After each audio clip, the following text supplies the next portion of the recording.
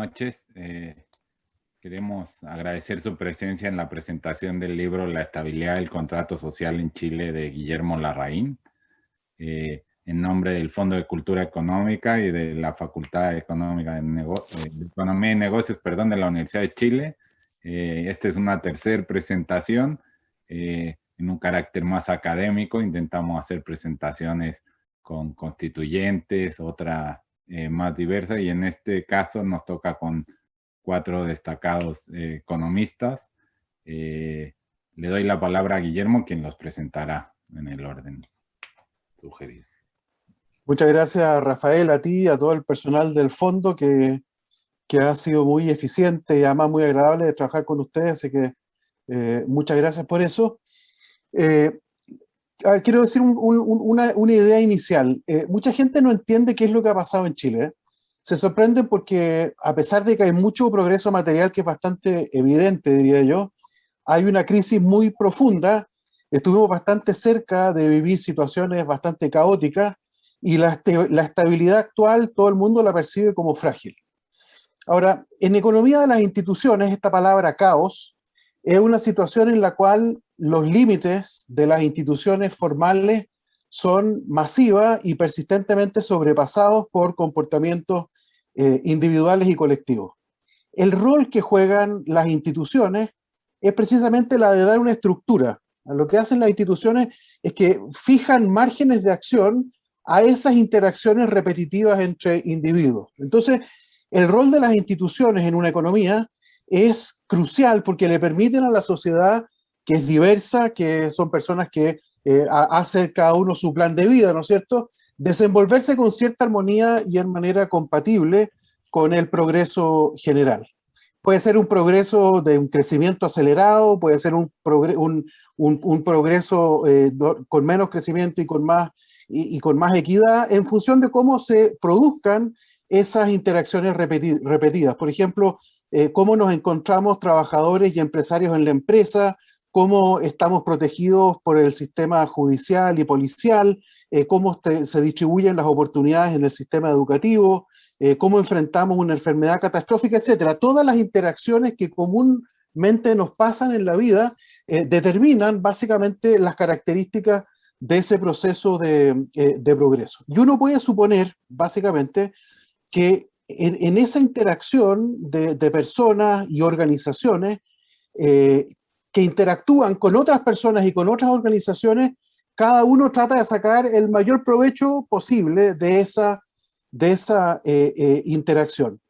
Y uno también puede suponer, creo yo, a los economistas nos encantan los supuestos, que ese máximo provecho,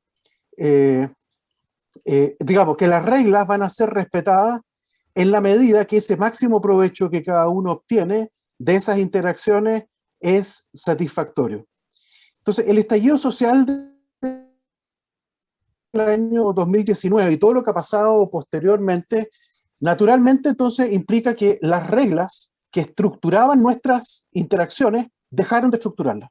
Y eso es una crisis institucional muy grande. Y es lo que el libro trata de entender. Es un proceso lento, ¿no? Pero se produce un rato para otro. O sea, uno puede hablar de un estallido social, o sea, uno puede tener al presidente de la República diciendo en el mes de enero, en el mes de septiembre, que vivimos en un oasis de paz, y al mes siguiente tener un estallido social, pero la verdad es que las razones del incubamiento de una situación como la que nos ha tocado vivir toma mucho tiempo, son muy difíciles de identificar responsables, creo que es un proceso sumamente complejo, y por lo tanto el libro trata de buscar una interpretación a todo este fenómeno complejo y también propone una cosa bastante ambiciosa, que es tratar de buscar salidas a esta misma situación en la cual estamos acá. Yo la verdad es que, por supuesto, no voy a entrar en el detalle de lo que se plantea. Para eso las personas que nos acompañan tienen la posibilidad de comprar el libro, ojalá. El libro está disponible en formato, en papel, por supuesto, en varias librerías a lo largo de Chile, y además en formato ebook en el sitio del fondo lo pueden adquirir. Pero entonces, para no hablar yo del libro, lo que tuvimos la idea con el fondo es de invitar a 4 grandes economistas y economistas, en este caso se puede repetir la palabra, no hay que decir economistas para ambos géneros, pero sobre todo 4 grandes amigas y amigos para que hablen de su visión de este libro. Y entonces tengo el agrado de presentar a ustedes, voy a ir en orden alfabético, a Sebastián Edwards. Sebastián Edwards es un economista que todos ustedes probablemente conocen, no voy a hablar de él. Es economista de Chicago, donde estudió, pero está trabajando ya desde hace décadas en la Universidad de California, pero viene regularmente a Chile y participa en muchas comisiones y está muy presente en todo el debate público. Ustedes han leído seguramente además muchas de sus columnas regularmente en la prensa chilena. También nos acompaña Bernardita Escobar. Bernardita Escobar es una gran economista, tiene su doctorado en la Universidad de Cambridge y ella hoy día está en la Universidad de Valparaíso y también es una gran amiga de hace mucho tiempo. Estuvo en la Universidad de Talca, ahora está en la Universidad de Valparaíso, le gusta el mundo de las regiones, así que muchas gracias también por acompañarnos, Bernardita. Luego nos acompaña Daniel Ochman, que en este minuto aparentemente no se le ve la cara porque está en vacaciones de invierno en la playa, así que para estabilizar el sonido, imagino que no está mostrando su imagen, pero Daniel es un gran colega, amigo de hace muchos años. Él está en el origen de este libro, está Daniel Ochman, y las conversaciones que teníamos para allá el año 2015. Daniel tiene un doctorado en Harvard y es colega mío en la Facultad de Economía y Negocios de la Universidad de Chile. Y por último, Claudia Sangüesa, otra gran amiga de muchos años, que tiene su doctorado en Cambridge, hoy día está en la Universidad Mayor, donde dirige un centro que le digo muy bien, que tiene mucha actividad y además es asociada al centro de ACOES, de la Facultad también de Economía y Negocios de la Universidad de Chile, junto a otras facultades de Santiago. Entonces, lo que vamos a hacer es que les voy a pedir que tengan más o menos 10, 12 minutos cada uno. Yo les voy a hacer una señal, así para acordarla al minuto 10 les hago la señal y ahí pueden ir cerrando. Y después la idea es que conversemos un poco. Vamos a ir en orden alfabético, tal cual los presenté, para respetar una regla neutral y objetiva. ¿Les parece? Entonces partimos con Sebastián. Muchas gracias. Gracias, Guillermo. ¿Me escuchan? Sí. Bueno, es un gusto. Saludos a todas, a todos y a todes. Y es un gusto y un privilegio poder tener una conversación sobre este libro. Y quiero empezar hablando del libro propiamente tal, pero obviamente, como es un libro muy contingente y muy del momento, usar el libro un poco como trampolín para hablar dentro de lo que aquí se plantea sobre la coyuntura. Lo primero que hay que decir es que es un libro verdaderamente magnífico. Es un libro que está muy bien escrito, muy bien investigado, muy bien desarrolladas las ideas y los argumentos, y lo que lo hace, creo yo, un libro de lectura obligatoria para los cientistas sociales en Chile. Pero yo diría que más que eso, en el mundo ideal, sería lectura obligatoria para los estudiantes, y creo yo que de cualquier carrera, medicina, profesor de gimnasia, ingeniero nuclear, ajedrecista, porque es un libro muy profundo, como decía, y además muy sistemático. Y una de las cosas que se ha perdido en este revolcón en el que está sumido Chile, creo yo que ha sido un desarrollo sistemático. Ahora, ¿de qué es el libro? El libro es sobre, como el título lo dice, del contrato social. Y habla de la inestabilidad del contrato social que hay en Chile. Y Guillermo, en sus palabras iniciales, habló que era una situación particularmente frágil, como la observamos hoy en día. Y lo que aparece en el libro y en la discusión, y que a veces es difícil separar a otros escritos de Guillermo, ya sea solo o con coautores, lo que se plantea es que hay una necesidad o un clamor o una aspiración y ahora un proceso para cambiar ese contrato social. Ahora, uno desde el punto de vista de lo que yo he estado planteando hace mucho tiempo, desde el año 2014 más o menos, una de las virtudes de este libro es que plantea que el contrato social, el modelo, la estrategia, como se quiera llamar, que se siguió hasta cierto momento, dio frutos y se agotó. Pero la parte que dio frutos es muy importante, porque en muchas conversaciones hay una negación que este proceso tuvo resultados positivos hasta que se acotó. Ahora, a mí yo rechazo ambas visiones, la visión que no se agotó y que sigue siendo un modelo fructífero, y también la visión que no tuvo ningún resultado. Y el libro se posiciona correctamente en el medio. Entonces, lo que nos queremos de acá, en lo que está Chile, es cambiar de contrato social y pasar de un contrato cualquiera, que ya lo vamos a ver, a otro. Y que hay esta dinámica de clamar por este cambio. La pregunta entonces es de dónde venimos y para dónde vamos. Y el libro entra en eso, pero yo quiero ahondar un poquito más. Venimos, para ponerlo en simple, de un contrato social o de un modelo neoliberal y queremos pasar a un modelo de otro tipo. Y ahí a mí me faltan los descriptores. ¿Cómo se llama el nuevo modelo? El modelo de lo público es lo que hablaba Guillermo y sus coautores en el otro modelo. El modelo solidario es lo mismo el modelo de lo público que un contrato social en base a la solidaridad, o el modelo de lo colectivo. Y en las últimas, en las elecciones primarias, y se ha ido posicionando, vamos a pasar de un contrato neoliberal a un contrato anti-neoliberal. Que es una cosa que se está tomándose de la literatura de Ibrahim Kendi, acá en los Estados Unidos, toda la literatura sobre el antirracismo. Hay gente también que ha hablado de un contrato post-neoliberal.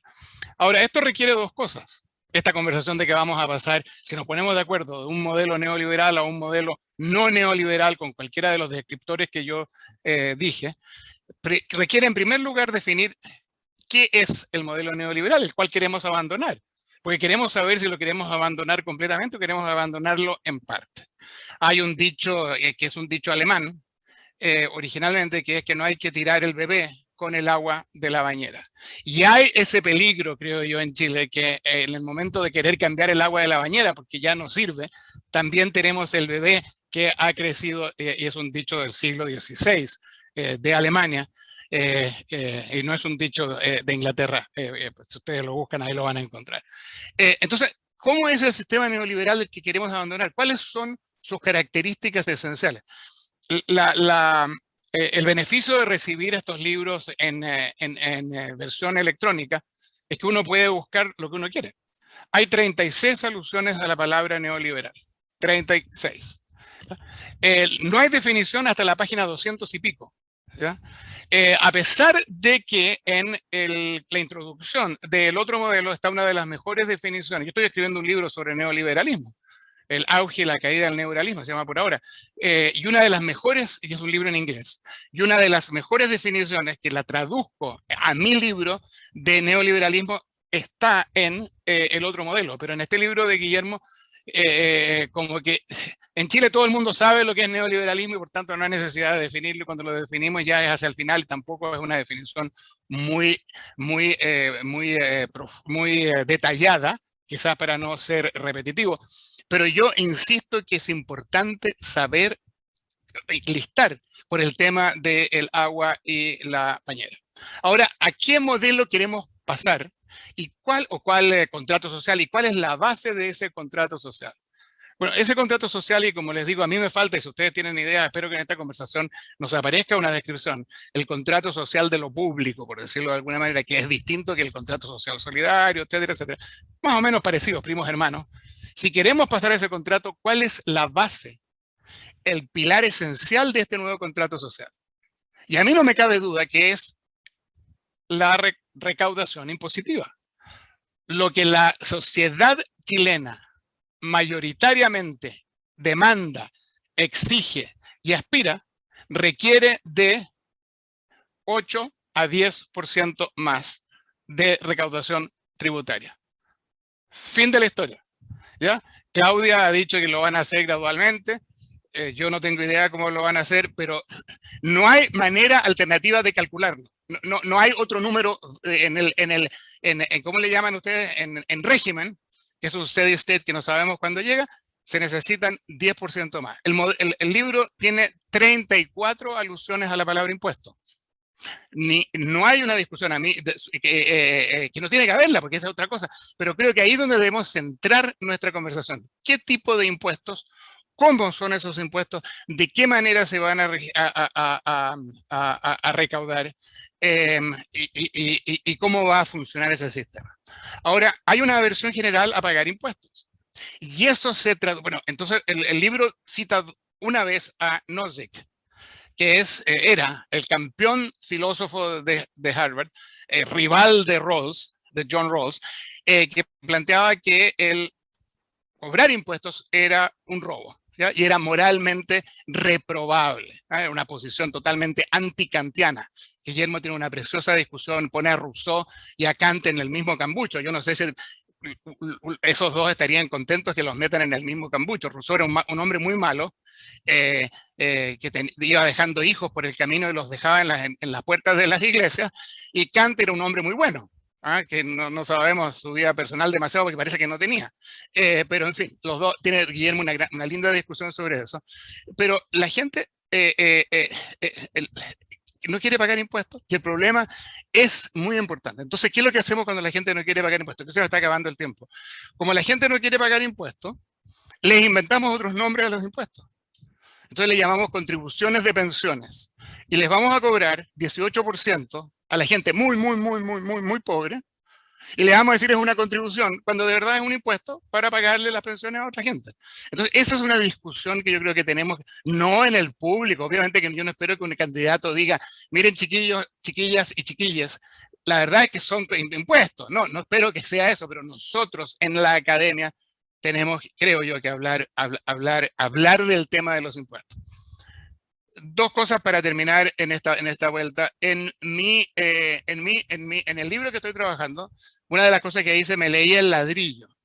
Y el ladrillo, que ustedes recuerdan, es la propuesta que le preparan los Chicago Boys a la Marina para el golpe.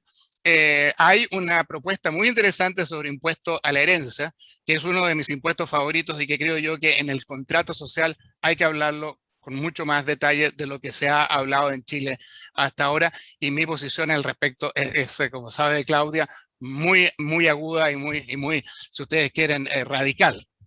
Quiero terminar con una última interrogante que surge de lo que escribe del libro, de este magnífico libro, y de la coyuntura. Tenemos un contrato social que fue impuesto, pero después aceptado, ¿no? El hecho de que se sigue impulsando, da fruto, se agota y lo queremos cambiar, y lo tenemos que cambiar, y lo estamos cambiando. Listo. La pregunta ¿es esta instancia que estamos usando para cambiarlo la mejor instancia desde el punto de vista analítico de la filosofía moral y el análisis de las instituciones y de la eficiencia? Yo creo que esa es una pregunta súper importante. Yo creo que la respuesta es negativa. Creo que hemos elegido uno de los peores sistemas. No de los peores, pero un sistema de esto para ser más provocador. Yo hubiera preferido usar una tómbola. Me parece a mí que si hubiéramos usado una tómbola, yo soy un gran partidario de la lotería, de las loterías, hubiéramos tenido una instancia mucho más interesante, mucho más representativa, mucho más, no sabemos cómo, pero más tranquila en cierto modo, y al mismo tiempo mucho más del detalle de que lo que la gente quiere. Por lo tanto, mi propuesta es que dentro de todos, mi pregunta, dentro de todos los avances de esta instancia que hemos elegido para hacer lo que Guillermo dice que está sucediendo, y lo explica con todos los términos analíticos, que es migrar de un contrato social a otro, si acaso la instancia no hubiera sido más interesante, si hubiera sido elegida por una lotería. Obviamente que hubiera tenido mucho mejor representación geográfica, porque sabemos que la Cámara de Diputados no elige geográficamente, no, es una de las instituciones, la manera en que están determinados los distritos más antidemocrática que hay en Chile. Estaría mucho mejor geográficamente representados, los territorios estarían más balanceados, hombres y mujeres sería más mujeres que hombres, porque eso es lo que hay más en Chile. Si uno lo hace bien hecha la tómbola, habría más hombres y mujeres. Estaría una distribución por edad mucho mejor. Habría el mismo número de economistas, uno, y no habría 59 abogados. Hay 59 abogados, que es como más de un tercio, y en Chile el número de abogados en relación a la población es 0.0050.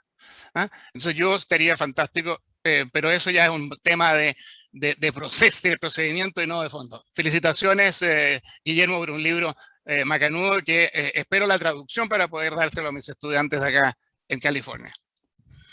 Vamos a trabajar en eso. El fondo tiene solo los derechos en lengua española, así que tengo que capacidad de negociar ahora en lengua inglesa. Vamos a seguir entonces en orden alfabético. Bernardita, tú al minuto 10 te aviso. Perfecto.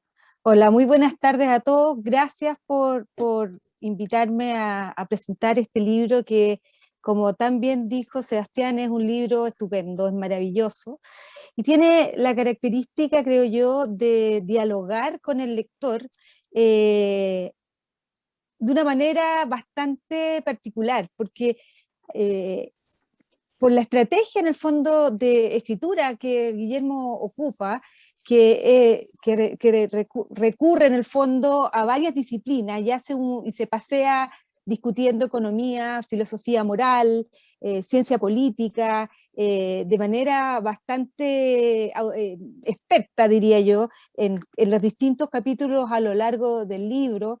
Es capaz, en el fondo, de establecer, como decía, un diálogo con el lector, que no sea experto en ninguna de ellas en particular, porque usa el recurso de expresarse de una manera sencilla, sin recurrir a tecnicismos exacerbados que puedan de alguna manera opacar el relato que él hace a lo largo del libro.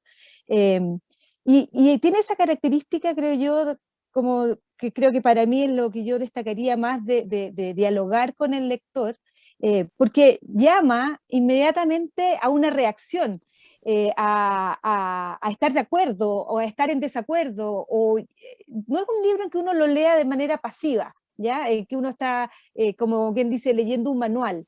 Y ciertamente no podría tener esa reacción del lector, porque está hablando de una cosa contingente y usando una estrategia para aproximarse al sujeto, que es un sujeto súper escurridizo, como es entender en el fondo la estabilidad y el proceso de cambio de una constitución o del contrato social. Me parece a mí que tiene esta habilidad de sacar al lector de la pasividad de estar mirando un objeto y de llevarlo entonces a estar en desacuerdo con una cosa, a estar totalmente de acuerdo, es como que a uno lo moviliza. Me encantó por lo mismo, y creo que el hecho de cubrir de estas como dominio del saber de una manera tan elástica y fluida, como es el discutir la filosofía moral para, en el fondo, argumentar de que el utilitarismo no es capaz de explicarnos, o no puede llevarnos de la mano para entender un proceso como en el que estamos acá, y más bien nos sugiere usar otras aproximaciones de filosofía moral. Pero además, muy desde el principio, él nos pasea en el fondo por la historia económica de Chile, distinguiendo fases bien concretas de desarrollo económico, vinculándolo entonces con episodios importantes constitucionales que han ido ocurriendo. Y todo esto sin dejar, obviamente, de meterse en economía y recorrer distintos dominios de la economía de una manera muy amistosa con el lector, para discutir temas súper espinúos, como es el cuándo, cómo y por qué hacemos un cambio en la Constitución y qué cosas en el fondo vamos o debiéramos afectar en este proceso. Yo en estos minutos que no conté, que debía haber contado, muy bien, voy a leer un par de pensamientos justamente de la conversación que Guillermo tuvo conmigo sin quererlo, o sin preguntarme, sin necesariamente tener. Entonces, por ejemplo, respecto de una discusión fabulosa que él hace respecto de la fragilidad del contrato social, de la Constitución, de la fragilidad de tener una Constitución. Él nos establecía, por ejemplo, no voy a hacer un spoiler, voy a hacer unos pequeños highlights solamente, ¿ya? Así que si es mucho tú me dices nomás, pero yo voy a hacer unos highlights para conversar con Guillermo sobre algunas cosas. Por ejemplo, él nos planteaba que sobre la fragilidad del contrato social, un contrato social estable, ¿no es cierto?, tiene que aspirar a ser legítimo, y por lo tanto, de alguna manera, lograr basarse o eliminar cualquier forma de desigualdad que no esté fundamentada en el mérito, ¿no es cierto?, que ya sea por esfuerzo, por habilidades o por disposición, y no que esté basada por formas de privilegio. Pero en realidad, si uno toma lo que escribía Sandel ahora el año pasado, creo que sacó su libro sobre la teoría del mérito, en realidad esta misma premisa podría llevar a establecer una nueva fuente de fragilidad o de inestabilidad del contrato social, toda vez que en el fondo buena parte de las características meritorias pueden encontrarse que tienen un hilo que siempre llega a una forma distinta de uso o de abuso o de explotación de privilegios de ciertos grupos. Y por lo tanto, el mérito pasa, argumenta de alguna manera Sandel, a ser una manera oscura, pero hábil para blanquear y sostener y mantener en el fondo formas de privilegio. Y por lo tanto, la fragilidad en el fondo del contrato social tiene un estándar incluso más alto para poder lograr aspirar a una estabilidad, ¿ya? Y es que el mérito por sí solo, como fuente de desigualdad, incluso hoy día está bastante puesta en tela de juicio. La posibilidad de establecer contratos sociales donde se entregue, por ejemplo, acceso a algo un poquito más chico que el salario de reserva a los que participan de ese contrato, también puede correr ese mismo riesgo, porque termina generando que el que en economía uno podría llamar el reclamante residual, tenga o alegue propiedad sobre rentas cuantiosas que también podrían estar construidas sobre la base de un mérito, pero que vaya a provenir de la explotación de rentas que están derivadas de alguna forma de privilegio. Y eso notoriamente en algún minuto podría volver a ser fuente de inestabilidad, ¿ya? ¿Cuál es la fuente, en el fondo, o el riesgo más frecuente que uno tendría que precaver en un contrato social para tratar de aspirar a ser estable? ¿Sería que la minoría explote a la mayoría o que la mayoría no explote a la minoría? En general, la verdad es que uno puede encontrar ejemplos más cercanos al primero, pero uno se preocupa probablemente más del segundo, es decir, que la mayoría explote a la minoría. En el caso de Chile, en realidad nosotros estamos enfrentando un rebaraje de nuestras instituciones por la creciente evidencia del primero, es decir, donde por lo menos uno podría sostener de que la explotación de la minoría sobre la mayoría es una sensación que está más o menos en el ambiente, que está vinculada a la explotación de derechos que son estimados como ilegítimos, odiosos, o incluso por el hecho de haber un free riding de grupos minoritarios poderosos, o por la franca corrupción y abuso de grupos minoritarios, que, como por ejemplo los ejemplos de vinculación del dinero a la política, la colusión de las grandes empresas, la corrupción de algunos con contratos con el Estado, y son casos que van apareciendo de manera pausada, pero no impida. Y esto claramente implica en el fondo el uso o el abuso del aparato del Estado para beneficiar a grupos que son considerados reducidos. Un contrato social como equilibrio no es como el concepto de equilibrio es un concepto de contrato social bastante precario, pero también es un concepto bastante real y vívido, es lo que en realidad uno probablemente va a encontrar, es decir, un poco en la medida de lo posible, ¿no es cierto? Un contrato social en la medida de lo posible. Pero la verdad es que uno tendría que pensar en el fondo hasta qué punto la discusión que se hace también en el libro sobre la dependencia en el fondo que tienen los arreglos institucionales en el tiempo para generar nuevos arreglos temporales, es algo que está completamente abierto.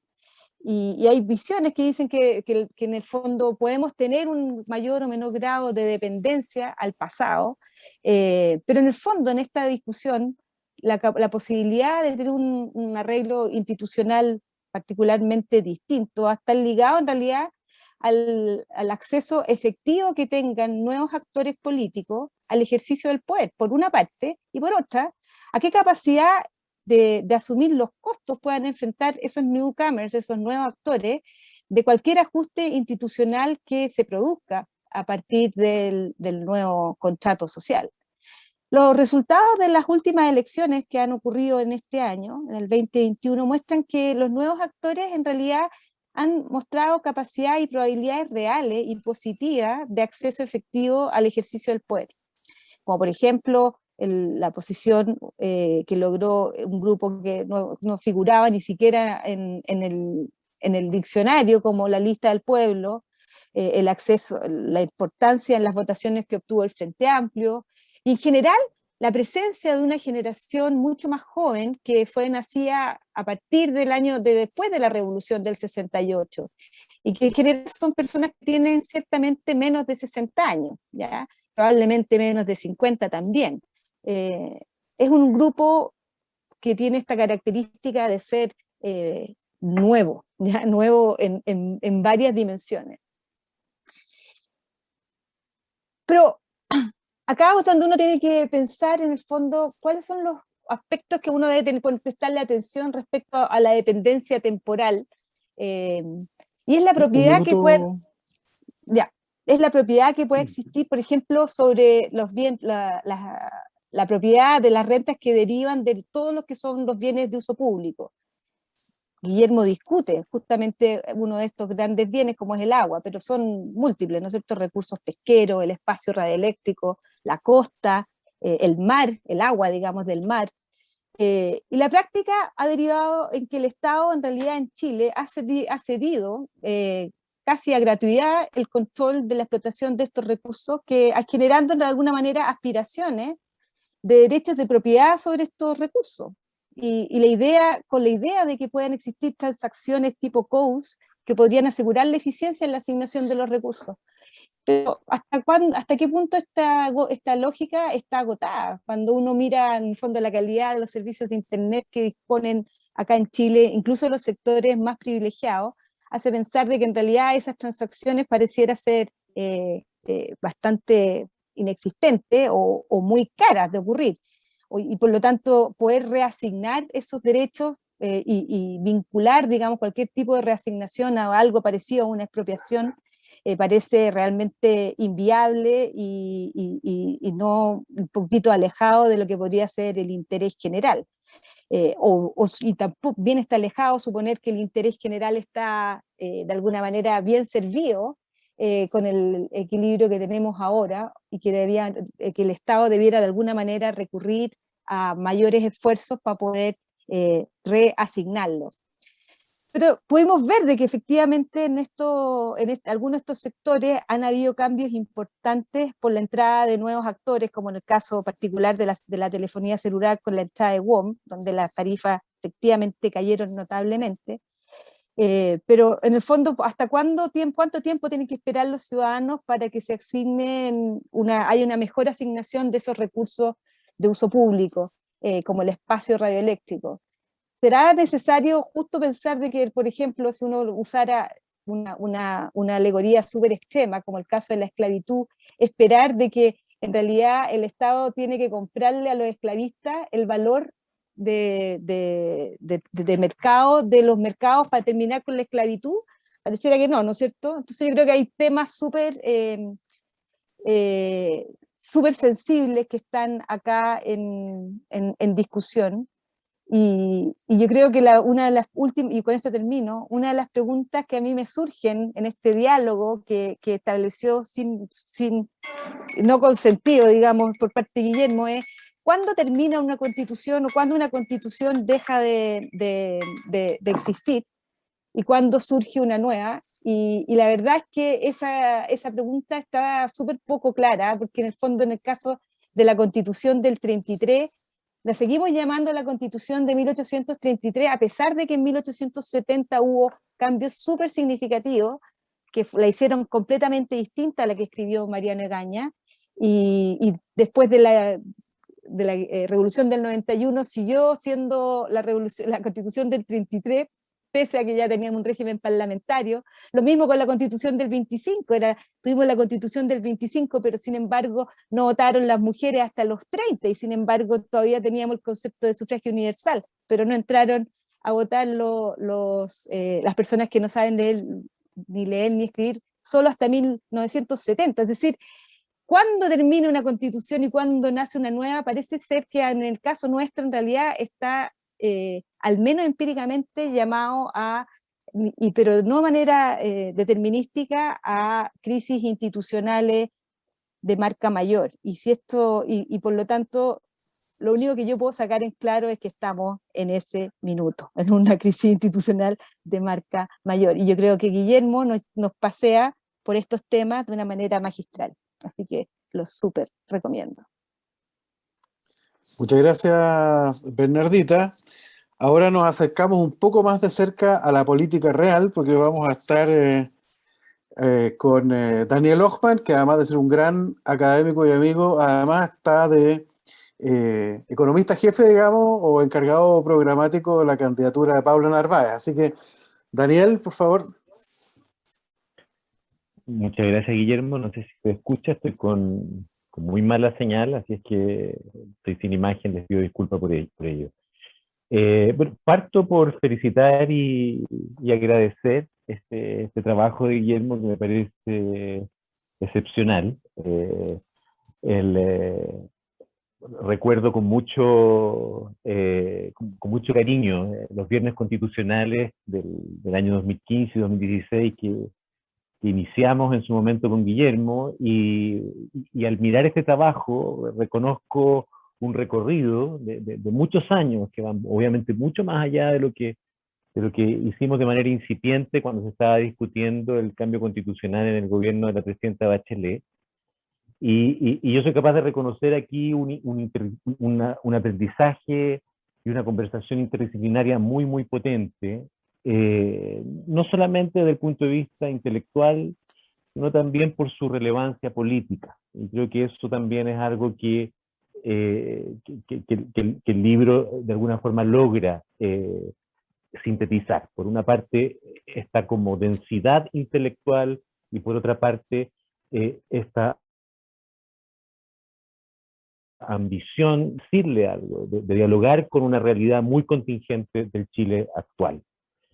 Y el agradecimiento tiene que ver también con lo que uno aprende al leer, ¿no? Hay un tratamiento de la historia chilena, de la economía política chilena, y la capacidad de poner eso en contexto con ciertas partes de la historia del pensamiento, no solamente económico, sino que, como decía Bernardita, de la filosofía política, de poner también en contexto lo que está pasando en Chile con lo que está pasando a nivel global, con cuáles son los aspectos comunes que están vinculados con nuestra propia crisis y cuáles son los aspectos que son más específicos del caso.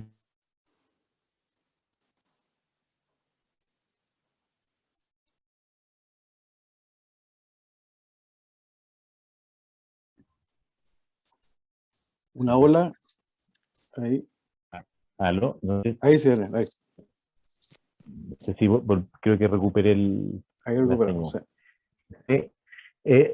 Por otra parte, también la seriedad con que Guillermo trata en profundidad temas que muchas veces, que son fundamentales y que muchas veces nos tomamos al voleo. O sea, la idea de subsidiariedad en toda su complejidad y en todas sus dimensiones, más allá del tema del rol del Estado y el mercado, el tema de la cercanía, de la relevancia de la participación de los actores y las comunidades en la elaboración de políticas como parte también de esa noción, toda la profundidad con que trata el tema de los derechos sociales, no solamente a partir de su conceptualización, sino que también de cómo se proveen estos derechos, y una discusión muy concreta y pragmática por una parte de la salud, de la educación. Y entonces yo quiero... Esta vez fue más grave, parece el corte.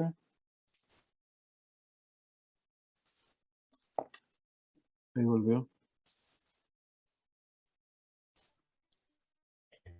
Y quiero agradecer también algunos hitos más específicos. Hay, por ejemplo, un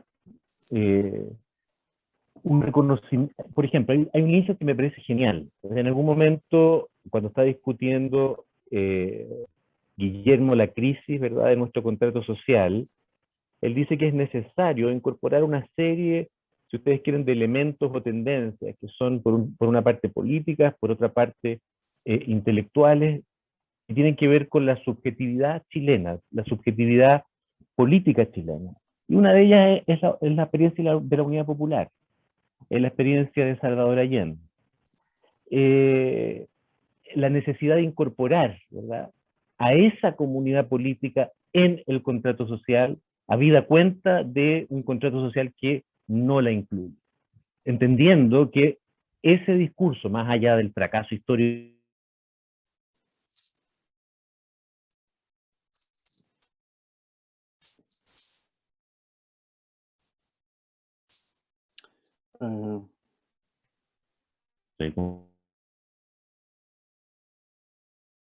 muchos problemas. Después, Guillermo, tú me cortáis nomás, pero bueno, el punto entonces es que hay insights muy profundos y que son muy, muy útiles, creo yo, para pensar en un nuevo contrato social. Es un libro que es extenso, que es muy ambicioso, tiene una dimensión conceptual, en donde se habla de todos los temas más profundos, desde la filosofía clásica hasta teorías del desarrollo sobre lo que de alguna forma involucra un contrato social. Hay una dimensión descriptiva, donde se trata de describir, de entender, de teorizar sobre qué es lo que ha pasado en Chile y en particular con el estallido. Y hay una dimensión que tiene que ver con lo práctico, con la política, con las propuestas. Y por lo tanto es un libro tremendamente erudito y al mismo tiempo tremendamente ambicioso. Y como decía Bernardita, por lo mismo, más allá de ser un tremendo aporte, uno siempre se siente interpelado y de alguna forma dice, oye, sí, yo estoy de acuerdo con esto, pero tal vez con estas otras cosas no. Así que como lectura, y con eso cierro mi primera parte, es realmente algo que invita a pensar. Yo creo que este es un libro que cuando uno lo relea, va a permitirle a uno inspirarse y eventualmente desarrollar, ya sea de manera amistosa o crítica, ¿verdad?, un pensamiento adicional. Así que muy potente el aporte de Guillermo, y ese es un primer punto que quería cerrar ahí. Tengo algunos matices que me gustaría también señalar.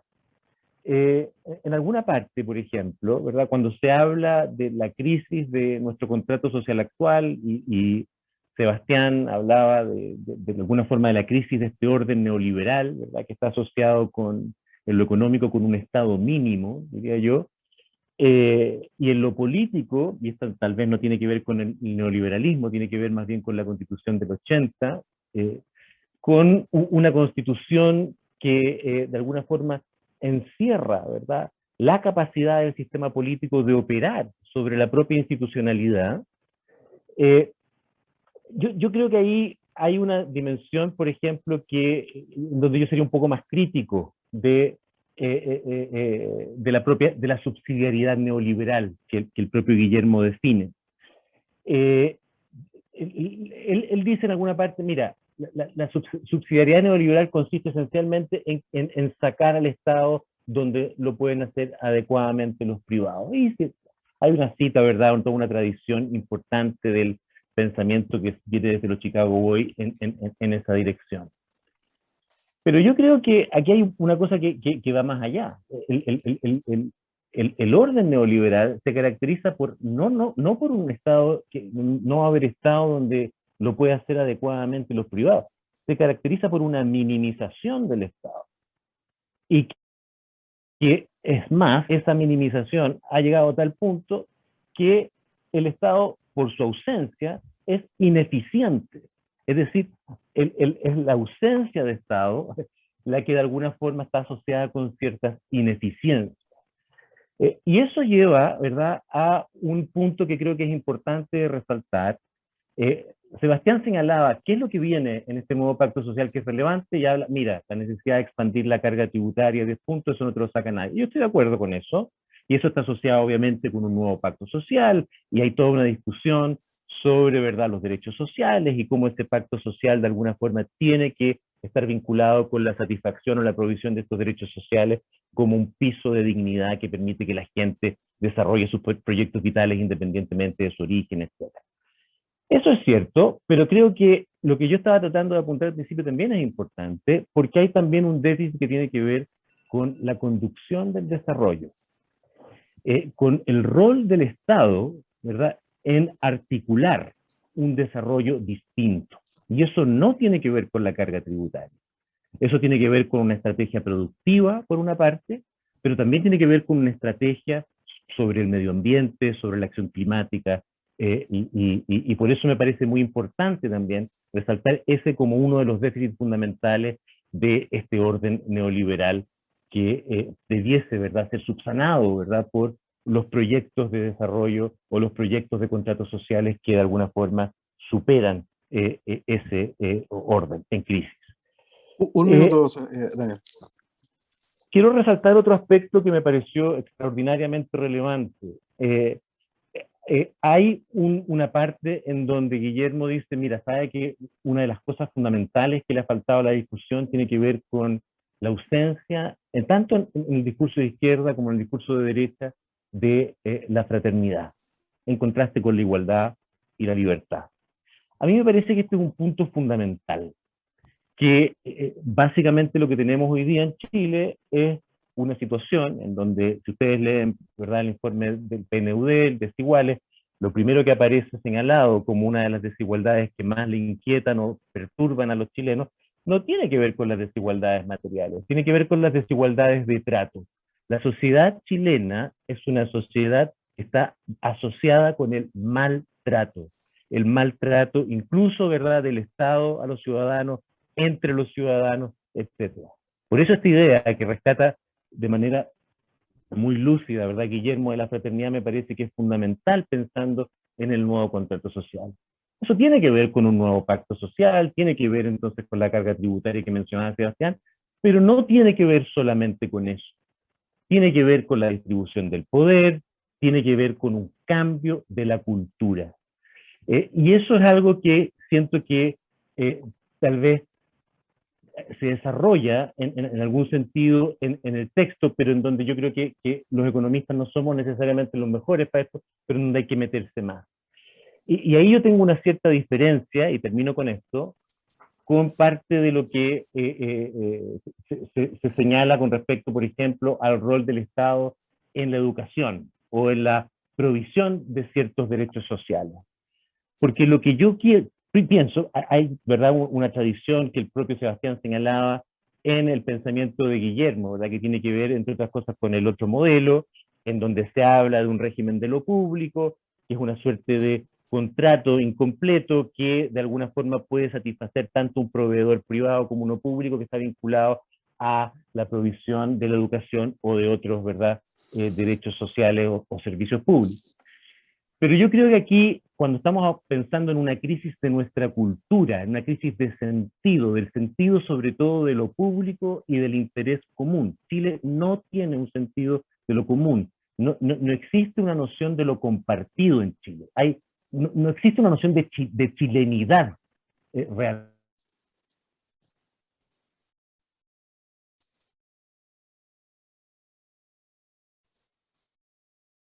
Nuevamente.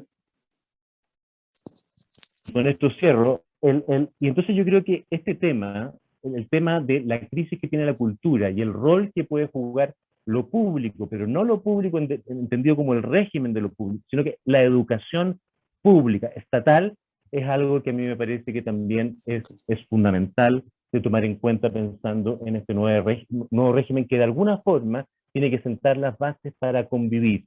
Cuando uno ve qué es lo que está saliendo de estudios como Tenemos que hablar de Chile, un estudio de la Chile y la Católica asociado con muchos diálogos, ¿verdad?, en distintas partes del país, la gente está pensando en la educación de manera distinta que hace 5 años. Ya no la piensa como una suerte de medio, ¿verdad?, para donde la gente religiosamente cree que va a poder ascender o sus hijos van a poder ascender en la escala social a partir de esta educación que nos va a salvar. Eso es una parte que sigue estando presente en el imaginario de los chilenos. Pero por primera vez empieza a aparecer esta idea de que necesitamos una educación distinta porque necesitamos aprender a convivir. Y de alguna forma necesitamos experiencias comunes que nos enseñen a convivir. Y entonces yo creo que ahí el rol de lo público juega un rol también muy importante. Y allí creo que tengo un pequeño matiz, no necesariamente a nivel de lo conceptual, porque como decía Guillermo muy bien, ¿verdad?, identifica la importancia de la fraternidad como un tema que hemos dejado de lado y fundamental en el nuevo contrato social, pero sí respecto del rol, por ejemplo, de la provisión pública, de una experiencia común y compartida que de alguna forma nos acepte nuestra diversidad y nos permita también convivir mejor. Con eso cierro. Súper, muchas gracias, Daniel. Una lástima no poder haberte visto todo este rato, pero le voy a pedir al Fondo Cultura que ponga una foto de Daniel para la edición en YouTube, cosa que más o menos el público lo pueda identificar cuando lo vea en la calle. Claudia, te pasamos a ti ahora. Bueno, muchas gracias, Guillermo, por la invitación. Y la verdad es que me encantó el libro. Me habían invitado a otro hace unos meses y me gustó en comparación, no puedo evitar compararlo, pero el ritmo sobre el cual tú estás, o con el cual más bien tú estás escribiendo, me encantó. Creo que un ritmo pausado, reflexivo, con que transmites mucha profundidad y me gustó muchísimo. Yo creo que lo recomiendo leer, digamos, sobre todo hoy día. El libro además tiene esta bondad de que profundiza en las cosas, entonces quizás no son todos los temas, pero están bien escritos y profundamente reflexionados. El libro tiene básicamente 3 partes, ¿no? Una parte, la primera parte, que a mí creo que es el corazón del libro, digamos, que es el tema del contrato social, y ahí entonces reflexiona no solamente sobre el contrato,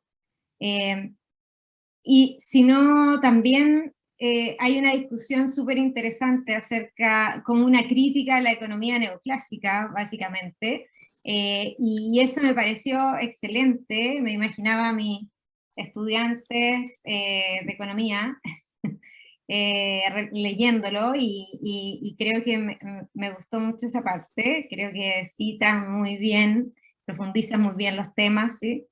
Después, el vínculo entre economía y sociedad, o economía y política, que también creo que a los economistas a veces se nos olvida, y creo que establece muy bien ese vínculo, y un poco recuperando, ¿cierto?, la importancia que tiene también la disciplina económica finalmente en los arreglos institucionales y la política en general. Y bueno, y está este tema del contrato, ¿cierto? El libro se llama La estabilidad del contrato, pero yo le habría llamado la inestabilidad del contrato. Me gustó mucho esta aproximación, pero como que sentí que había una parte, por ejemplo, en mi opinión, casi siempre cuando imagino el contrato social, no me imagino las leyes o la constitución, sino que me lo imagino como mucho más, quizá es el sesgo disciplinario, pero me imagino justamente cuánto redistribuimos. Así, y entonces la carga, me imagino la carga tributaria, y me imagino cuánto baja el Gini después de impuestos y transferencia, un poco. Eso es lo que me imagino como contrato social, pero la verdad es que me gustó esta idea que es mucho más conceptual, quizás teórica, originaria, acerca de qué significa que una sociedad haya un contrato social, y cómo la Constitución básicamente permite o no permite una estabilidad del contrato social. Y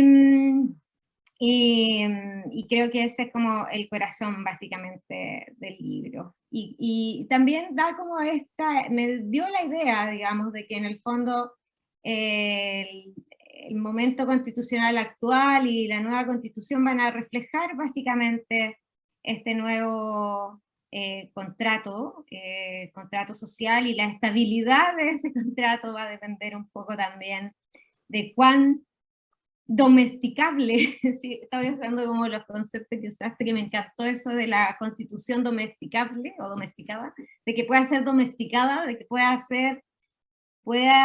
reflejar los cambios y la evolución de la sociedad, ¿cierto? Y no sea chúcara, como es la actual constitución, ¿cierto? Que básicamente no permitía ser domesticada, ¿sí? Por la misma sociedad. Así que me gustó eso, encuentro que es muy positivo. Tiene una discusión muy interesante sobre el estallido, y yo creo que eso ayuda a la reflexión, porque estamos, o sea, hace un par de semanas nomás, cuando empezó la constituyente, ¿cierto? De nuevo había una discusión, un debate acerca de, bueno, pero ¿cómo vamos a entender este estallido? De que en el fondo, básicamente si hay razones para un estallido, entonces está justificando o no la violencia, y me gustó entonces esa reflexión que haces ahí, porque permite un poco, creo, racionalizar el estallido, ponerlo en un contexto también histórico, y eso me parece súper necesario para mucha gente.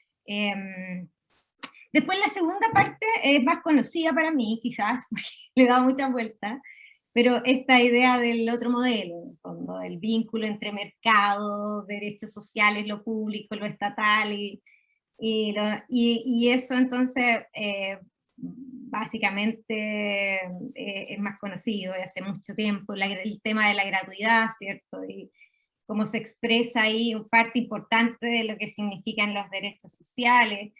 También tenía ese comentario, coincido con Daniel, ¿cierto?, en el tema de lo público como lo estatal, en un contexto, creo que básicamente la provisión pública en varias dimensiones sí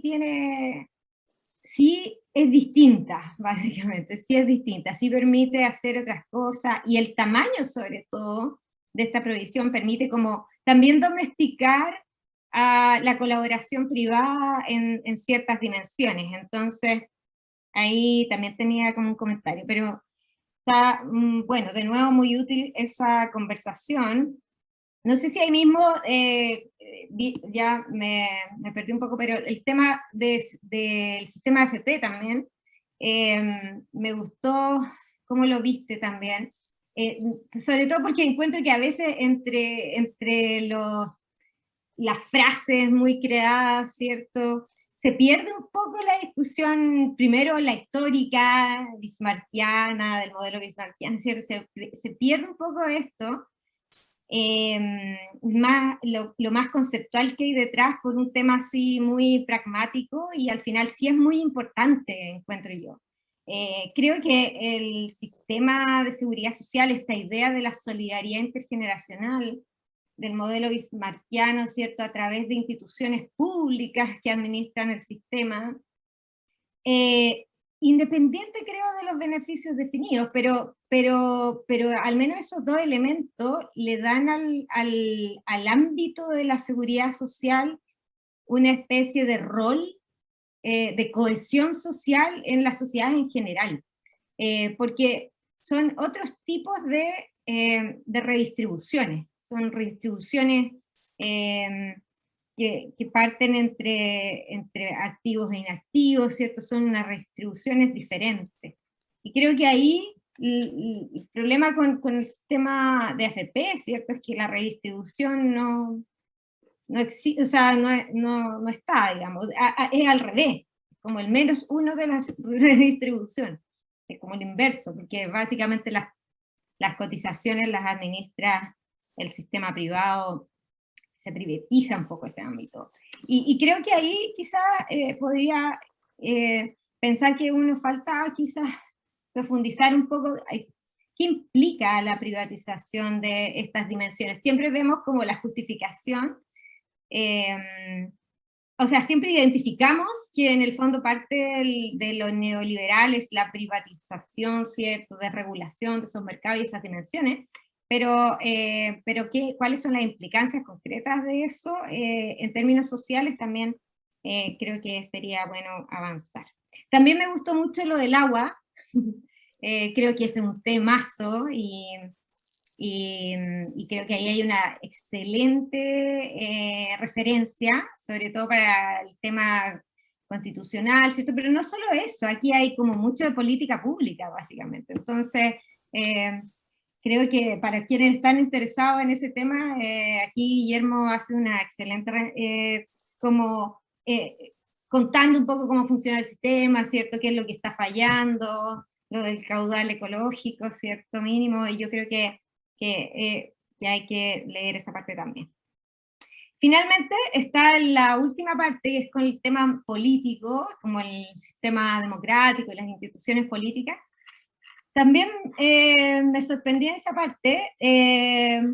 Claro, siempre hablamos como de la unicameralidad, y básicamente en un sistema semipresidencial lo que aprendí es que en un sistema semipresidencial como que el Senado es necesario, como que es necesario una bicameralidad. No me quedaba tan claro antes, y lo explica también muy bien ahí Guillermo. Yo creo que esas discusiones también está interesante. Así que tenía algunos comentarios finales, creo que me quedan unos minutos. Uno. Ya. Entonces, voy a focalizarme en una cuestión. A mí me pasa que, en parte, claro, la mirada acerca de la Constitución y el rol de las instituciones en moldear el comportamiento humano es clave, importante, pero me da la idea a mí, ¿cierto?, de que las personas, que hemos subestimado el rol de los individuos, de las personas, de ciertas personas. Y me preocupa porque a veces creo que en parte los resultados dependen de las instituciones, ¿cierto?, de las reglas, del reglamento de la constituyente, por ejemplo, pero también mucho de la política pública depende de personas. Y creo que hay poca conciencia en el debate público del rol que juegan las personas. en moldear, ¿cierto?, el colectivo, y en parte los resultados, ¿sí? Como que a veces se nos pierde un poco eso, y yo creo que si uno mira, estaba pensando en Pareto, básicamente, entonces, si uno cree en eso, básicamente 80% de las decisiones deben estar en manos del 20% de una élite política, y creo que ahí hay falta de, quizás, de conciencia, no sé cómo incluirlo en la discusión pública, pero creo que también ahí hay que tomar conciencia un poco de la responsabilidad de esas decisiones que se están tomando. Y nada, finalmente solo un detalle, no vi a Amartya Sen citado, exijo una explicación, a pesar de que sí lo vi. Aarón, que tiene esta cosa de libertad, capacidad, es exactamente muy parecido, así que faltó ahí Zen, que a mí me gusta mucho en realidad. Y finalmente ¿qué era lo? No, eso, el tema de las brechas de género y bueno, eso es por mi, también quizás sesgo disciplinario, pero creo que ahí, en la creación de conocimiento, en la creación de política pública, en la discusión política, en el debate, como que omitimos un poco que parte de la población no ha estado sentada en la mesa. Y yo creo que esa perspectiva, esa invisibilización de la poca inclusión que hay en el debate, sí también causa sesgo finalmente en la misma falla del contrato social. Y creo que también que la constituyente sea paritaria genera una oportunidad ahí de que este contrato social tenga una mirada más inclusiva también. Así que eso. Muchas gracias. Bueno, yo la verdad es que estoy súper agradecido, evidentemente, de las cosas que ustedes han dicho. Me encantaría como comentar varias de las cosas que tengo, al menos 15 comentarios que me gustaría hacer, y cada uno tomaría 2-3 minutos, y eso excede con creces la paciencia de todos ustedes y el tiempo que generosamente le han dado a esto. Entonces, quiero decir dos o tres cositas nomás. Una, no sé por dónde partir en realidad, pero son tantas las cuestiones, pero quizás decir algo respecto de este modelo que sirvió y se agotó, ¿no? Yo creo que en eso con Sebastián hemos conversado y estamos bien de acuerdo. Yo tiendo a pensar, después de escribir este libro, que uno debiera trabajar en una especie de termómetro de presión social, ¿no? Que es una especie, claro, porque fíjate que las manifestaciones en la práctica son como los precios en la economía, ¿no? Y el estallido social es un evento de hiperinflación, básicamente. Entonces, cuando uno lo mira un poco en esa lógica, yo creo que es verdad que en los años, voy a decir una cosa que es bien controvertida, y a lo mejor a ustedes no les va a gustar a algunos, pero yo creo que en los años 90, cuando ese termómetro estaba bajito, lo que muestran todas las encuestas de activismo social, yo creo que Chile efectivamente le dio la oportunidad, si ustedes quieren, al modelo neoliberal de funcionar. Y entonces había cierta tranquilidad.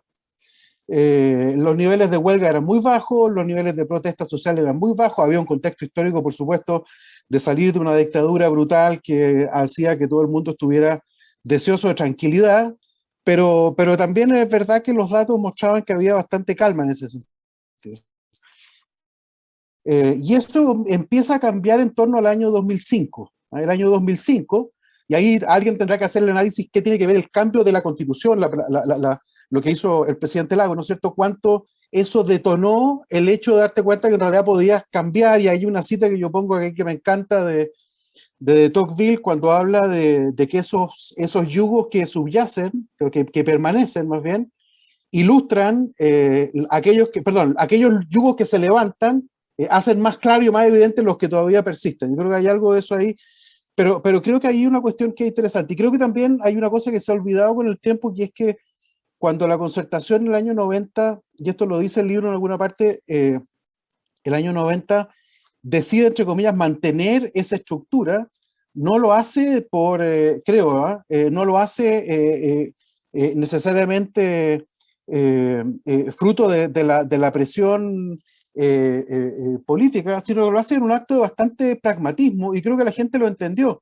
Se había acabado se había caído el muro de Berlín, se había acabado la Unión Soviética, los experimentos heterodoxos latinoamericanos que habían inspirado bastante a ese plan en los años 80, esos experimentos heterodoxos habían fracasado todos. Entonces, en cierta forma, había un camino que además estaba siendo validado por el consenso de Washington, por lo que estaban haciendo otros países latinoamericanos y europeos. Yo creo que esto en algún minuto efectivamente hubo una cierta armonía, si ustedes quieren, pero que se acabó. Y el gran problema, y esto tiene que ver con una cosa, eso tiene que ver con una cosa que decía Sebastián, el gran problema que yo creo que tiene esta Constitución, y también lo dice el libro, es que es demasiado rígida. Hoy día en un chat de una radio en la cual yo soy panelista, alguien decía, pero si esta Constitución se ha cambiado tantas veces, eso prueba que es una mala Constitución. Si las Constituciones no debieran cambiarse casi nunca.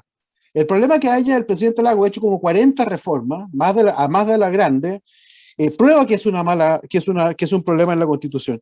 Y eso yo creo que tiene que ver, y eso responde también un poco, o sirve para acomodar el argumento del mérito que decía Bernardita, porque el problema es que está en la naturaleza de la gente, creo yo, que uno trata de traspasar el privilegio a la generación siguiente.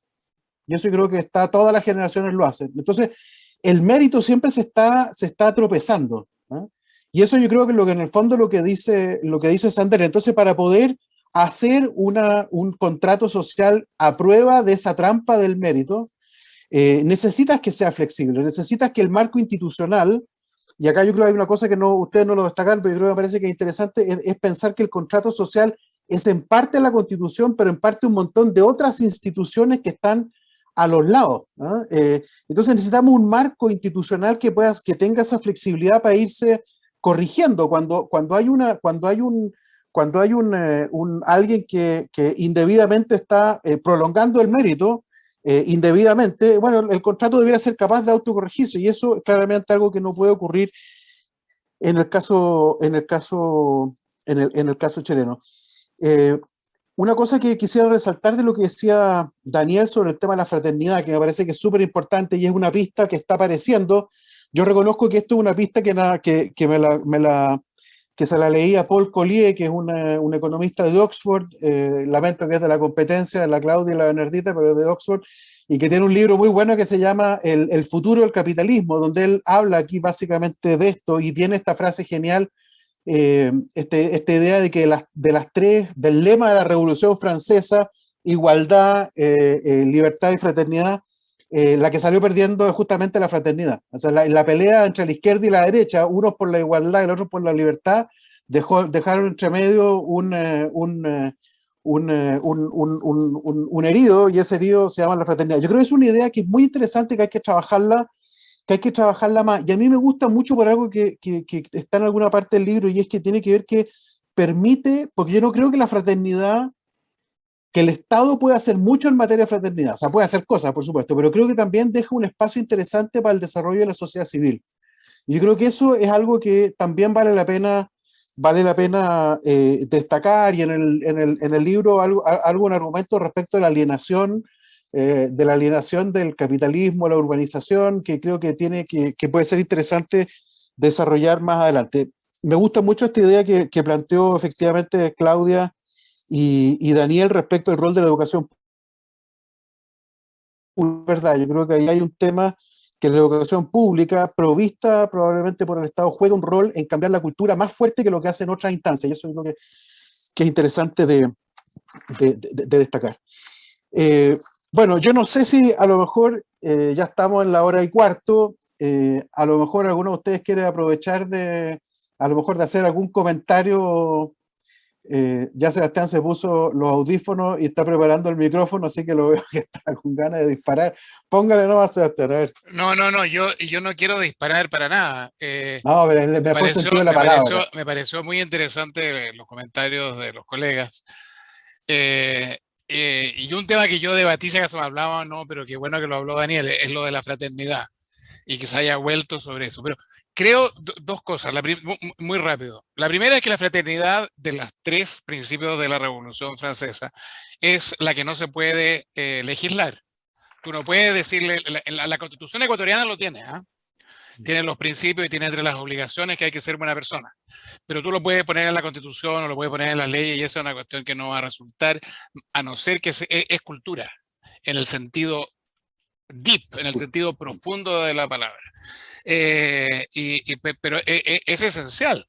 Y es la falta de esa fraternidad es, para mi gusto, la imagen del estallido, que es el señor Pérez Cruz en calzoncillos, expulsando a 2 o 3 señoras que están en el espacio público desde la época de Andrés Bello o antes, ¿ya? Y es un señor que los expulsa con una prepotencia absoluta y una falta de fraternidad. Eso se legisla. Y aquí quiero decir 2 cosas. Uno, respecto a lo que dijo Bernardita, que me pareció genial, volviendo a lo de Sandel del mérito. Y relacionado con lo que decías tú, Guillermo, la gente trata, o uno trata, de pasar el mérito a las próximas generaciones. Y ahí es donde yo creo que nosotros entre académicos podemos hablar, ahora hay aquí gente que está metida en política, obviamente, pero pensar en ideas más locas. Y el impuesto a la herencia marginal elevadísimo, más loterías máximas. Nosotros somos la primera, en UCLA, la universidad con la más difícil de entrar en Estados Unidos pública. Y acabamos de eliminar la PSU. ¿Okay? Acabamos de bajar, cayó la tasa de aceptación de 11% cayó a 9%. Berkeley cayó a 14%, es decir, nosotros somos mucho más difíciles de entrar que Berkeley y no tenemos la PSU, justamente para eliminar el privilegio y que el mérito sea una cosa más de azar. Y finalmente creo que lo que dijeron tanto Daniel como Claudia de la educación pública, yo lo encuentro muy interesante, pero los veo que se trancan antes de seguir adelante. Digamos, la pregunta es si acaso debiera haber educación privada en un país como Chile. Y yo creo que esa es una discusión que hay que hacerla. ¿Y por qué no le ponen IVA a la discusión, al servicio de educación? ¿Ya? Entonces, esa pregunta yo creo que no se puede soslayar cuando uno termina entrando en esta pregunta, en este tema tan grande. Ahora, es difícil hacerlo, Claudia, en momentos políticos, es decir, no, pero más los que quedamos fuera de la política contingente, Bernardita, Guillermo y yo podemos hablar de estas cosas más locas. Ustedes que están en la contingencia, tranquilos. ¿Ah? Pero yo le digo una cosa, un contrato social sin educación privada y con impuesto a la herencia marginal de 100%, eso es bien diferente. ¿Ya? Ahí estamos hablando de un cambio de verdad bien profundo. Así sería, efectivamente. Bernardita, dale, sí. No, una cosa que me ha revuelto toda la lectura y nunca la pude como encajar bien en la discusión constitucional, pero que no sé dónde va, pero tiene que estar, es el tema que lo mencionó la Claudia, el tema de equidad de género. Yo me di la lata y conté cuántas veces aparecía la palabra hombre y mujer en el libro, salía 15 veces hombre, 9 veces mujer, pero el punto es que esto de acostumbrarse, de vivir acostumbrados, adormecidos, a que el número de horas totales que trabajan las mujeres sea significativamente, trabajo remunerado y no remunerado, sea sistemáticamente más alta que la que trabajan los hombres en Chile, en Perú, en Argentina, donde en todos los países que han establecido encuestas de uso del tiempo, han demostrado sistemáticamente esta distribución asimétrica del ocio, ¿ya? Y del trabajo. O sea, no solamente distribuimos el tiempo de manera desigual, sino que además la distribución de las rentas del producto del PIB están distribuidos mucho más desigual, incluso si consideramos el pago total por hora trabajada. Y yo no entiendo cómo podemos avanzar. O sea, entiendo que podemos avanzar y seguir avanzando sobre la base de esta explotación sistemática, permanente, y que solamente va mejorando muy pausadamente, pero me molesta tremendamente que no podamos incorporar de lleno la distribución de poder, ya no poder político entre distintos sectores, sino que este tema de equidad de género como una cosa consustancial de los valores de la equidad en la discusión pública, digamos, en las discusiones de filosofía moral. Siempre es como un tema que llega tarde, llega en un pie de página, y yo lo considero que es tan consustancial de la vida común, que no sé cómo podemos discutir hacia adelante en este libro, en otros, en los que vayan a venir, incorporar de una manera más completa este tema que todavía es como satélite, pero está metido en todos los hogares, notablemente en todos los hogares. Sí, sí, efectivamente. Claudia, ¿tú querías decir algo? Sí, quería un poco pensando en algo que se me olvidó, digamos, decir, pero también creo que parte de la discusión incluso que se está teniendo hoy día en el debate público tiene que ver con el futuro y el tema de la crisis climática.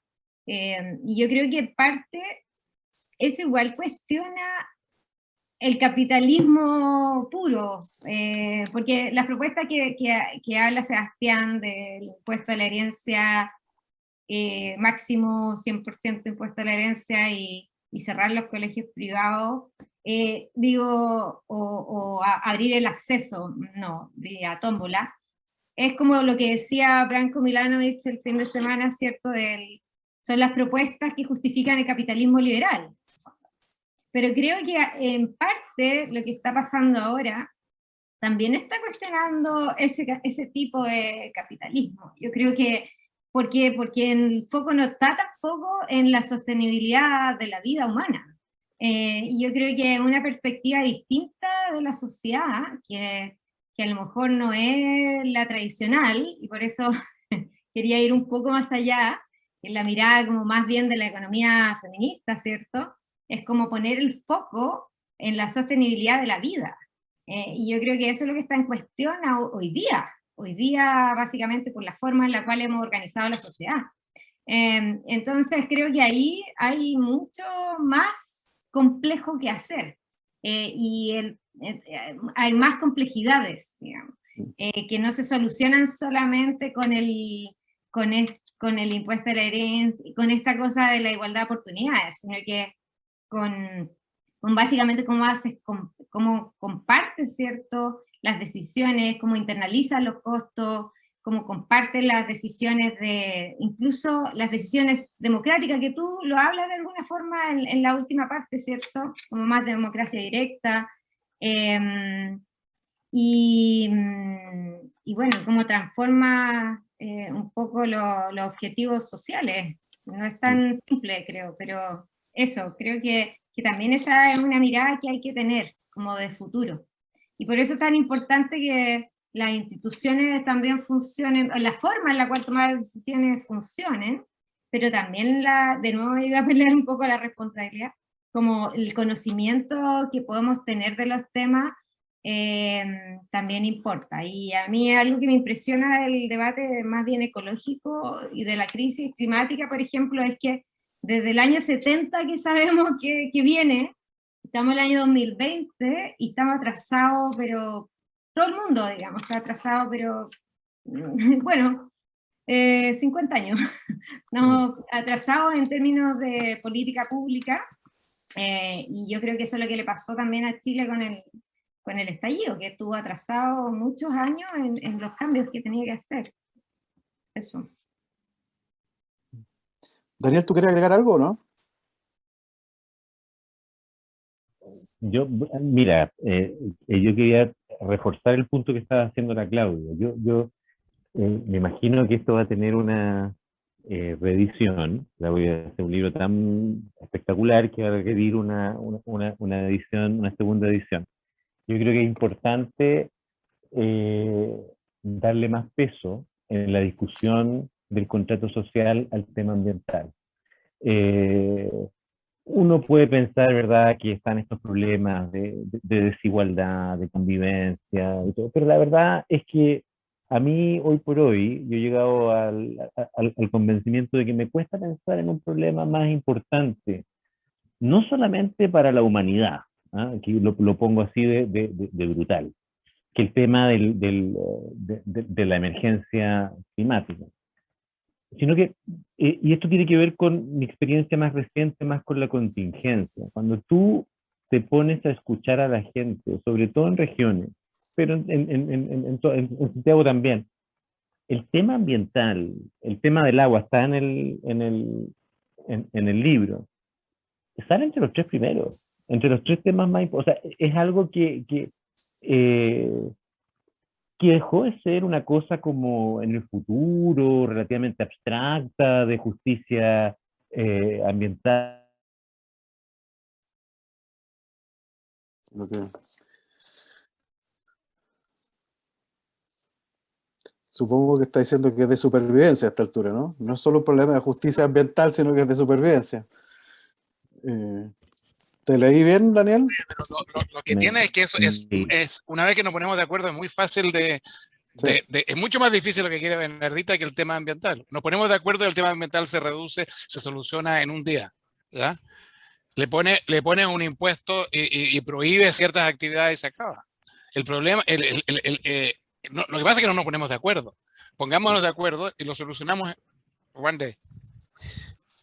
Ahora tenemos un experimento natural interesante que es la pandemia, porque la pandemia redujo las emisiones de efecto invernadero de una forma bien brutal, así que espero que haya ya un montón de economistas pensando en tratar de medir si es que tuvo un impacto o no sobre el calentamiento global. Oye, bueno, nuevamente quiero, para no abusar más, ya llevamos 1 hora y media, les quiero agradecer mucho. Creo que ustedes han tocado temas súper buenos. Rafael, ¿oíste lo que dijo Daniel? Que él cree que se amerita una segunda edición y que agreguemos un capítulo. Me parece que está bien, así que espero que nos pongamos a trabajar ahora en ese capítulo que falta. Que yo estoy de acuerdo que tiene que ser más bien eso, ¿no? Creo que el capítulo de agua lo hace claro para Chile. Para mí, mi principal temor hoy día, en un horizonte de 10, 15 años, para la estabilidad del contrato social que estamos empezando a armar ahora, es el problema del agua. Yo creo que el problema del agua puede ser tremendamente grave de aquí a 15, 20 años, de manera que hay que ponerse a trabajar en eso al tiro.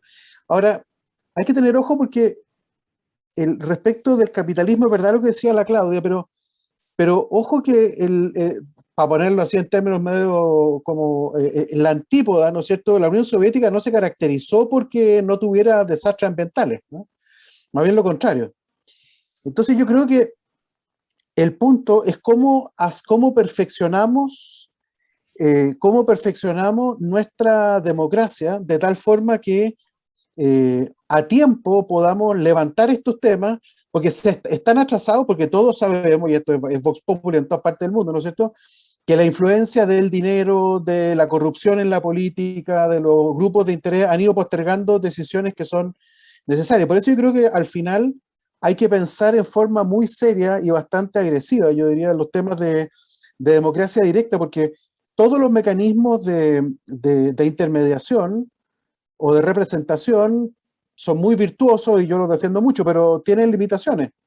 Y por lo tanto yo creo que pensar en los mecanismos coadyuvantes de la representación, pero que le den poder directo a la ciudadanía, me parece que es bien potente. Sebastián tiene la experiencia de California. Oye, porque yo vivo hace 40 años en un país, Sí. en un país o en una jurisdicción de democracia directa. De hecho, yo he patrocinado una proposición y recibimos 8 millones de votos. No hay nadie en Chile que haya recibido más votos que yo, ¿ya? Perdimos, ¿ah? Queríamos una propuesta en el referendo en que si no se aprobaba en 3 meses el presupuesto del Estado, se queda automáticamente el del año anterior. Y perdimos, ¿ya? Pero it doesn't work, ¿ya? Puede ayudar en los márgenes, pero no pongamos nuestras apuestas en la democracia directa. Lo que decía Bernardita me parece mucho más interesante. Cobrémosle a los hombres un impuesto y se los damos a las mujeres. No hay ninguna razón por la cual no puede haber un subsidio en dinero efectivo de género. Y ahí no es una cuestión solo de Chile, Argentina y Perú. Si uno lee la novela, y creo que eso se lo dije a la Claudia, de Karl Ove Knausgaard, la mujer le dice, mira, dividimos el tiempo de cuidar a los niños mitad y mitad, pero los niños demandan de mí un tiempo diferente, que es mucho más exigente sobre la mujer. Y le dicen, para que sea igualitario, tú tienes que hacerte cargo en número de minutos, 75% del tiempo, porque mis minutos son mucho más exigidos que los tuyos. ¿Sabes lo que hace Karl Ove? La divorcia y se casa con otra. ¿Ah? Entonces, Esta es la solución. oye, Oye, en Suecia, en Suecia. Oye, Sebastián, un segundo, ¿por qué no nos explica en estos mecanismos de democracia directa? ¿Ha habido iniciativas en California, que es un estado que está con una crisis hídrica muy grande? O sea, no es un problema, y es interesante porque es un modelo distinto al chileno, de cierta forma. ¿Han habido elementos, iniciativas de democracia directa de comunidades, por ejemplo, para tratar de hacer algo respecto al tema del agua, no? No grandes, de gran promoción pública. El problema de la democracia directa que hay es que no hay una instancia en que se discuta el equilibrio general. En un mismo año nosotros pasamos a la tercera es la vencida para los criminales, y una cuestión respecto a las cárceles, que reducía el número de cárceles, y teníamos obligación de mandar a, no sé, 200.000 personas a la cárcel, y teníamos menos cárceles, por lo tanto se hacinaron las cárceles. Y eso, entonces, no hay equilibrio, es complicado. Ahora, sí aprobamos el matrimonio igualitario a través de una proposición. Digamos que fue una cuestión extraordinariamente fantástica, líder en todo el mundo, y es algo que ha funcionado muy bien. Es decir, no es una solución total, hay que verlo con cuidado. Bien. Quería Ya.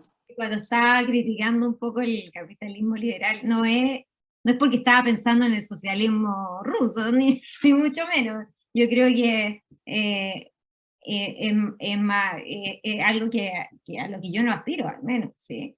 Y por eso es importante pensar en cuál es el modelo de desarrollo para el futuro. Por eso el tema ecológico, por eso la sostenibilidad de la vida, que es como el tema feminista, cuestiona básicamente el tradicional, la tradicional aspiración socialista pura, ¿cierto? Que es como este conflicto entre capital y trabajo. Y es como otro conflicto, el conflicto de la vida con la vida humana con lo material, creo, ¿no? por resumirla de alguna forma. Oye, hay un subproducto de este libro. Daniel Ochman dice que se tiene que ir en cualquier minuto. Daniel, aguántame un metro nomás, como decía mi abuelita. Oye, hay un subproducto de este libro que es otro que viene en camino, espero. Y ahí, porque en el fondo acá uno tiende a pensar, o sea, hablamos poco de los trade-offs que hay en todos estos temas, ¿no? Por ejemplo, hay un economista francés que en este momento se me va el nombre, pero que tiene una teoría de que uno debiera aspirar a crecimiento cero por razones ambientales, ¿no? Y entonces, claro, crecimiento cero cuando todo el mundo es más o menos rico y tiene una buena distribución del ingreso, a lo mejor te funciona, pero crecimiento cero en un contexto de países pobres y con desigualdad, chuta, que es complicado manejar. Entonces yo creo que tenemos que identificar trade-offs. Y el problema es que la identificación del trade-off no te dice dónde te tienes que situar. Y por eso es que el mecanismo de toma de decisiones, por eso es que la democracia tiene que tener un grado muy alto de legitimidad, porque va a tener que situarse en alguno de estos trade-offs y que la gente diga, chuta, tienen razón. A lo mejor hay que situarse, capaz que el desastre climático sea tal que a lo mejor nos tenemos que situar cerca de un escenario. Pero para eso no lo puede decir un líder cualquiera, tiene que haber un proceso de toma de decisiones que legitime ese esquema. Yo creo que hay un tema que es bien interesante, que es pensar la economía desde la lógica de los trade-offs, los contrapesos que hay entre objetivos deseables pero contradictorios. Tómbola. Algunos casos. No, pero oye, en serio, acá se resolvió el problema más serio de este país, que era la guerra de Vietnam, cuando se decidió que los que iban se decidía en una lotería y que no iban a ir los más pobres. Ese- ¿Ya? ese- Íbamos camino a que se iba a acabar la Unión por la guerra de Vietnam. ¿Ya? Sí. Mucho peor de todo lo que ha pasado nunca. Y un día a un tipo se le ocurrió, oye, hagamos una lotería. Eso es lo más parecido al velo de ignorancia de Rawls. En el fondo es ese. Rawls, eso es lo que iba a decir, es decir, John Rawls es una lotería. Es lo que Sí, al final no termina en eso, ¿no? termina en eso, exactamente. Sí. Bueno. Don Rafael, ¿quiere cerrar usted? No, agradecerles muchísimo, realmente fue una presentación muy potente. Pues, raramente se generan diálogos tan fructíferos. Y decirles que el libro está obviamente en la mayoría de las librerías, en la página web y obviamente en Amazon y en todo en digital. Así que agradecerles nada más a nombre del fondo. Bien, pues muchas gracias Claudia, Bernardita, Sebastián, Daniel, Rafael, Luisa, a mi editor Álvaro Matus, que le dijeron que estaba muy bien escrito. Mucho tiene que ver Álvaro, que no está acá, pero muchas gracias Álvaro, que hizo una pega muy buena.